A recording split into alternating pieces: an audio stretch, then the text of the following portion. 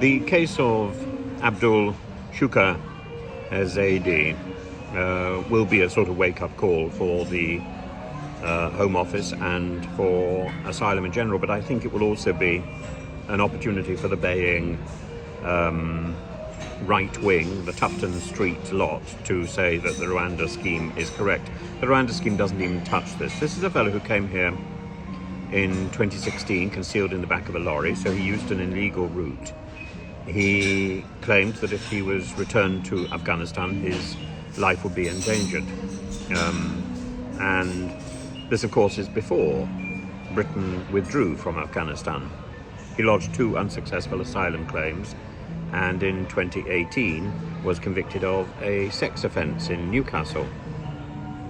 Well, since then, he claims to have converted to Christianity, and he's now on suspicion of attacking a woman and her children in a chemical attack, and apparently he was in a relationship with that woman, according to a friend. So this is a domestic that has gone horribly wrong. It's a story of somebody who is clearly deeply frustrated and deeply out of control, and it's a demonstration of the failure of the Home Office on so many levels. The failure of the Home Office in being duped into extending this person's stay because of a change in religion, which automatically means that he is now endangered should he go back to Afghanistan, because he would be regarded as an apostate. And how should we judge that? Well, the problem is the Home Office, I suspect, doesn't have the staff who are equipped to deal with this level of complexity. And why are we surprised at that? Well, we shouldn't be, because it's based on the failures of our own education system. There will be people who will be saying this means that we've got to be much tougher on asylum seekers in general, that we should be refusing appeals, that we should not be allowing the appeal process to drag on for extended periods, while people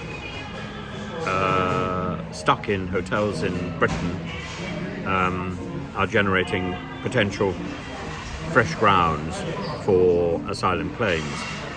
But the problem is, when you've got a system which is dragging its feet because it thinks that's the way forward, because that is what Mrs. May dedicated with her concept of a hostile environment, people, idle hands.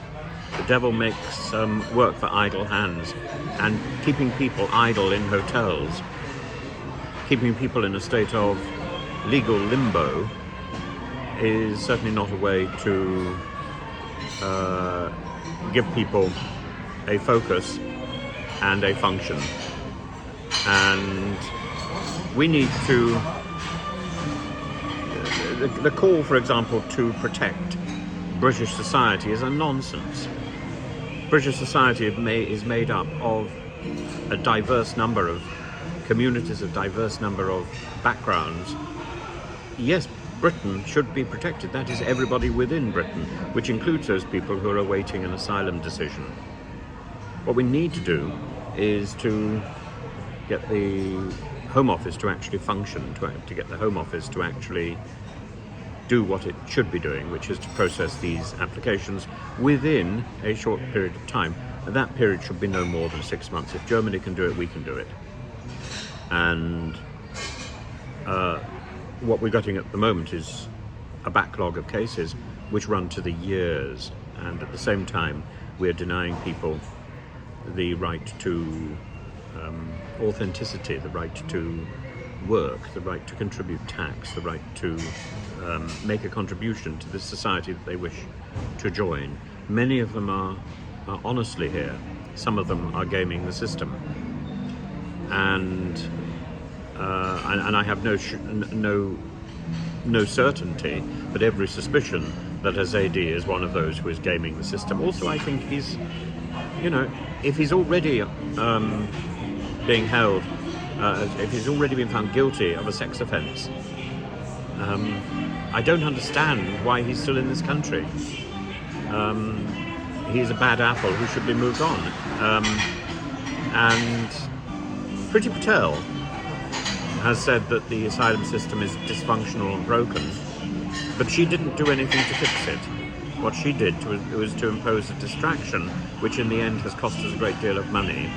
And Suella Braverman hasn't had an original idea of her own at all.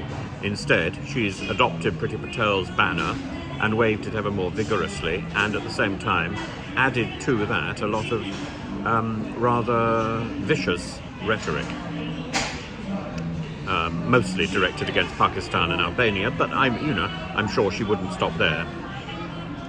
We need to repair the Home Office. We need to make sure the Home Office is doing its job, is processing claims, and those claims which are rejected, those people are then genuinely illegal migrants. So what is the difference between the new definition of an illegal migrant under Suella Braverman's law, which is anybody who comes here by an illegal route and who may have a good case for asylum, and somebody who overstays their visa deliberately, and somebody who has been refused asylum, who refuses to leave the country? What is their status? Is their status exactly the same as somebody who came here on an illegal route, like they would to any other country? Because there are very few safe and legal routes to get here, as Suella Braverman herself demonstrated perfectly well in November 2022 to Tim... Oh, begins with an L, can't remember his second name now. In a Commons committee. If Suella Braverman gets it, then really the rest of us should get it. And Suella Braverman got it on that day. She was quite clear. The only way for that hypothetical young man to get to the UK to claim asylum was to use a small boat. She acknowledged that fact. The fact that she then went on to construct a law to say that using a small boat was to make yourself illegal shows the absurdity of the lady and of the law in this particular instance. We need to stop making the law look ridiculous. We need to stop playing games, and we need to start doing the real work. That means getting the Home Office to get off their backside and start functioning.